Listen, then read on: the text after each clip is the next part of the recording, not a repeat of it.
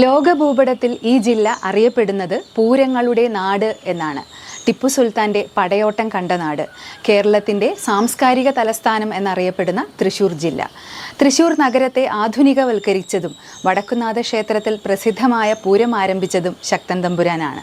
സാംസ്കാരികമായും വിദ്യാഭ്യാസപരമായും തൃശ്ശൂർ ജില്ലയെ ശക്തമായ അടിത്തറ പാകിയതും ഇദ്ദേഹം തന്നെ. ശക്തൻ തമ്പുരാൻ്റെ കൊട്ടാരം, അപ്പൻ തമ്പുരാൻ സ്മാരകം, ആർട്ട് മ്യൂസിയം, അക്വേറിയം, പ്രസിദ്ധങ്ങളായ കേരള സാഹിത്യ academy, Kerala Lalithakala academy, Kerala Sangeetha Nataka academy, school of drama എന്നിവ തൃശ്ശൂരിൻ്റെ തിലകക്കുറികളാണ്. കേരളത്തിലെ ആദ്യത്തെ സർവകലാശാല കേരള സർവകലാശാല സ്ഥിതി ചെയ്യുന്നതും ഈ ജില്ലയിൽ തന്നെ. ഈ ജില്ലയിലെ നീളമേറിയ നദി ചാലക്കുടി പുഴയിലാണ് ഷോളയാർ, പെരിങ്ങൽകുത്ത് പദ്ധതികളുള്ളത്.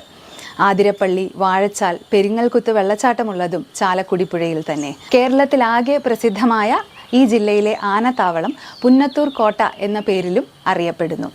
അന്താരാഷ്ട്ര പ്രസിദ്ധി നേടിയ മഹാകവി വള്ളത്തോൾ സ്ഥാപിച്ച കേരള കലാമണ്ഡലം ഭാരതപ്പുഴയുടെ തീരത്തുള്ള ചെറുതുരുത്തിയിലാണുള്ളത്. തിരുവില്ലാമലയിലെ ഖ്യാതി നേടിയ പുനർജനി, കേരളത്തിലെ ഏക ടൗൺഷിപ്പ് ഗുരുവായൂർ, ഇന്ത്യയിലെ തന്നെ ആദ്യത്തെ മുസ്ലിം ദേവാലയം ചേരമാൻ മസ്ജിദ്, റോമിലെ ബസിലിക്കയുടെ മാതൃകയിൽ പണി കഴിപ്പിച്ചിട്ടുള്ള പുത്തൻപള്ളി, ഏറെ ചരിത്ര പ്രാധാന്യമുള്ള കൊടുങ്ങല്ലൂർ, തേക്കിൻകാട് മൈതാനത്താൽ ചുറ്റപ്പെട്ട വടക്കുന്നാഥ ക്ഷേത്രം എന്നിവയെല്ലാം തൃശ്ശൂർ ജില്ലയെ പ്രസിദ്ധമാക്കുന്നു.